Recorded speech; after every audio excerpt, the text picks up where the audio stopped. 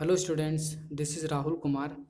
आज की क्लास में हम एक्सरसाइज 3.6 पढ़ेंगे।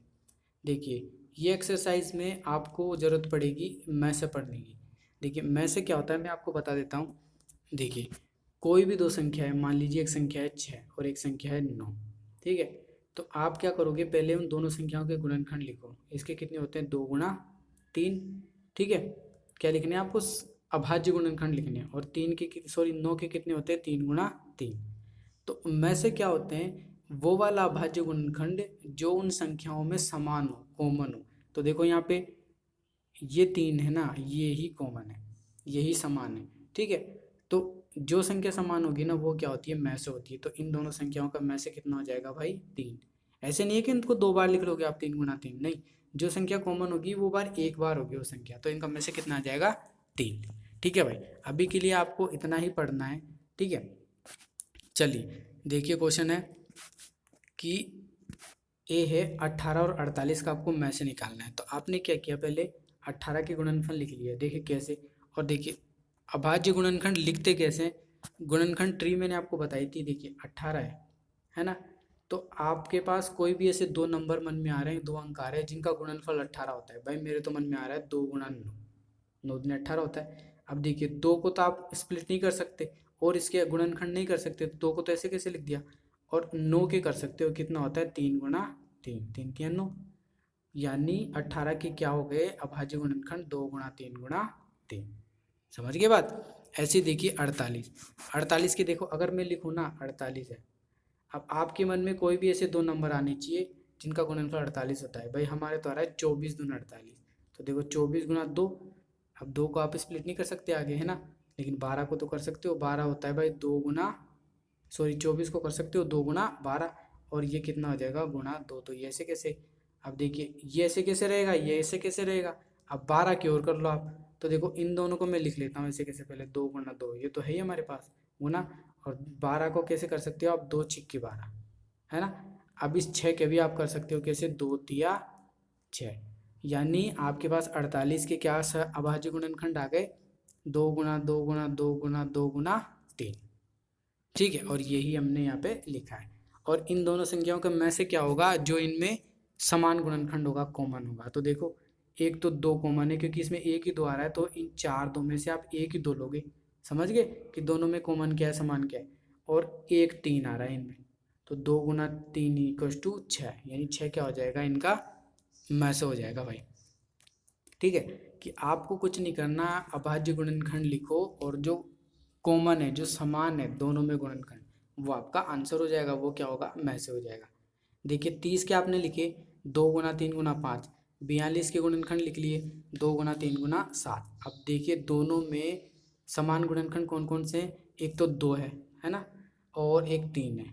इसके अलावा कोई नहीं है। तो इन दोनों का में से कितना हो जाएगा भाई, 2 गुणा 3 = 6। समझ गए। ऐसे ही देखिए जो थर्ड है 18 और 60। तो देखिए 18 के गुणनफल आपने लिख लिए 2 गुणा 3 गुणा 3। ऐसे 60 के लिख लिए 2 गुणा 2 गुणा 3 गुणा 5। तो दोनों का में से कितना आ जाएगा, 2 गुणा 3। ठीक है, = 6। अब ऐसे मत बोलना कि यार तीनों क्वेश्चंस के में से सेम आ गए, 6 6 6 आ गए। हाँ भाई, दो अलग अलग संख्याओं के में से समान हो सकते हैं। ठीक है, देखिए चौथा क्वेश्चन है 27 और 63। ठीक है, तो देखिए 27 के आपने गुणनफल लिख लिए 3 गुणा 3 गुणा 3। और 63 के लिख लिए 3 गुणा 3 गुणा 7। ठीक है, तो दोनों का में से कितना हो जाएगा, 3 गुणा 3 = 9। ठीक है, ऐसे ही देखिए ई क्वेश्चन है, एफ क्वेश्चन है, ये आपको खुद ट्राई करना है। और देखिए मैं जी बताता हूँ आपको, ये 3 संख्याओं का आ गया। तो देखिए 3 संख्या 70, 105, 175। जैसे आपने दो संख्याओं का निकाला था वैसे 3 संख्याओं का निकाल लेंगे। अब हमको क्या करना पड़ेगा, तीनों संख्याओं के गुणनखंड में जो समान गुणनखंड है वो लेने पड़ेंगे, है ना। तो देखिए 70 के गुणनफल क्या क्या हो गए, 2 गुणा 5 गुणा 7। ऐसे 105 के कितने हो गए, 3 गुणा 5 गुणा 7। ऐसे 175 का होता है 5 गुणा 5 गुणा 7। अब देखिए इन तीनों में कौन कौन से समान गुणनखंड है, कॉमन है, जो सब में उभयनिष्ठ है। कौन से है, उभयनिष्ठ है। तो देखो एक तो 5 है और एक 7 है। 2 भी नहीं है, 3 भी नहीं है। ठीक है, तो 5 गुणा 7 = 35। तो ये क्या आ जाएगा, में से आ जाएगा भाई इसका। ठीक है भाई, चलिए अगला देखिए 91, 112, 49, इसका भी ऐसे करेंगे हम। 91 कितना होता है 7 गुना 13, 112 को हमने लिख दिया 2 गुना 2 गुना 2 गुना 7, तो इन दोनों का मैच है। अब देखिए इसमें ना मिसप्रिंट हो गया, 49 का नहीं लिखा, 49 को हम लिख सकते हैं 7 गुना 7, ठीक है। तो देखिए तीनों में ना कौन कौन सी संख्या समान है हमारे पास, उभयनिष्ठ है सिर्फ 7, तो हमारे पास जो मैच है वो कितना आ जाएगा 7, क्योंकि देखो 7 इसमें भी है ये रहा और इसमें भी 7 है, इसके अलावा और कोई भी संख्या उभयनिष्ठ नहीं है। चलिए अगला है 18, 54, 81। 18 का लिखा 2 गुना 3 गुना 3, ऐसे 54 का लिखा 2 गुना 3 गुना 3, 81 का लिखा 3 गुना 3 गुना 3 गुना 3, तो तीनों का में से कितना आ गया हमारे पास 3 गुना 3 इक्वस टू 9, ठीक है। इसी टाइप से आपको ये जे क्वेश्चन करना है। अब देखिए निम्न का में से क्या है, दूसरा क्वेश्चन है, दो क्रमागत संख्या है। मान लो कोई भी दो क्रमागत संख्या है, जैसे आप बोलो मैंने एक संख्या ले ली 2 और एक ले ली 3। क्रमागत का मतलब है कि कोई भी दो संख्या जो क्रम से चल रही है, 2 और 3 ले ली। अब देखो 2 में और 3 में कोई संख्या उभयनिष्ठ है नहीं है भाई, तो इन दोनों का में से कितना होगा 1 होगा। तो आप कोई भी ऐसी संख्या ले लीजिए जो कि क्या हो, दोनों क्रमागत संख्या हो, तो उनका में से हमेशा 1 ही आता है भाई, ठीक है। आप कोई भी संख्या ले लीजिए, ठीक है। जैसे मैं ले लूँ 5 और 6, इनका भी 1 आएगा, 11 और 12 ले लूँ, इनका भी 1 ही आएगा, ठीक है। अभी बोल रहे हैं दो क्रमागत विषम संख्याएं, सॉरी सम संख्याएं। तो देखो दो क्रमागत सम संख्या है, सम संख्या मैंने आपको बताया था कि ऐसी संख्या जो 2 के गुणनफल में हो वो सम संख्या होती है। तो मान लो पहली संख्या मैंने 2 ले ली और दूसरी संख्या क्या हो गई 2 दूनी 4 ले ली, तो देखो इन दोनों का गुणनफल, देखो इसका गुणनखंड तो 2 हो गया और 4 का हम कैसे लिख सकते हैं 2 गुना 2। तो देखो में से के लिए क्या करना पड़ेगा, उपनिष्ठ गुणनखंड देखना पड़ेगा। तो उपनिष्ठ कौन सा है इसमें से, 1 2 कॉमन है, तो यानी कितना आ जाएगा इसका में से 2। तो यहाँ से हमको एक बात और पता चल गई कि दो क्रमागत सम संख्याओं का में से कितना होता है 2 होता है, ठीक है।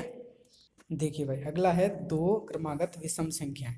दो क्रमागत विषम संख्याएं, देखो जैसे पहली विषम संख्या होती है 1, फिर होती है 3, ऐसे होती है 5, है ना।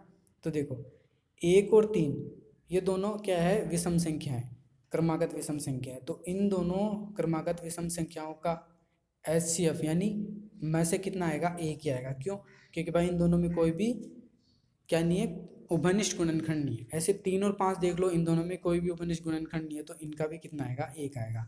तो यहाँ से हमको एक और पॉइंट पता चला कि किन्हीं भी दो क्रमागत विषम संख्याओं का में से कितना आता है 1 आता है, ठीक है। चलिए अभाज्य गुणनखंड द्वारा दो सह अभाज्य संख्याओं 4 और 15 का में से इस प्रकार ज्ञात किया गया है, 4 का 2 गुना 2 और 15 का 3 गुना 5, ठीक है। चूंकि इन गुणनखंडों में कोई भी सार गुणनखंड नहीं है, सही बात है, दोनों में कोई भी उभयनिष्ठ गुणनखंड नहीं आ रहा, इसलिए 4 और 15 का में से क्या है 0 है। क्या यह सही उत्तर है, अगर नहीं तो सही में से ज्ञात कीजिए। नहीं भाई, इनका अगर इनमें सारे गुणनखंड कुछ नहीं है तो उनका में से 0 नहीं आ सकता। क्यों, क्योंकि आपको पता है कि किन्हीं भी दो संख्याओं में सारा गुणनखंड तो 1 तो होता ही है। जैसे देखो इसको लिखा 2 गुना 2 और 15 को लिखा 3 गुना 15। अब भाई इसके गुणा में 1 तो है ही, इसके गुणा में 1 तो है ही, समझ रहे हो बात। तो यहाँ पे देखिए ये भी कॉमन नहीं है, ये भी उभयनिष्ठ नहीं है, कुछ भी उभयनिष्ठ नहीं है, लेकिन 1 तो उभयनिष्ठ है ही, तो यानी इन संख्याओं का में से क्या हो जाएगा 1 होगा। समझ गए बात, ठीक है।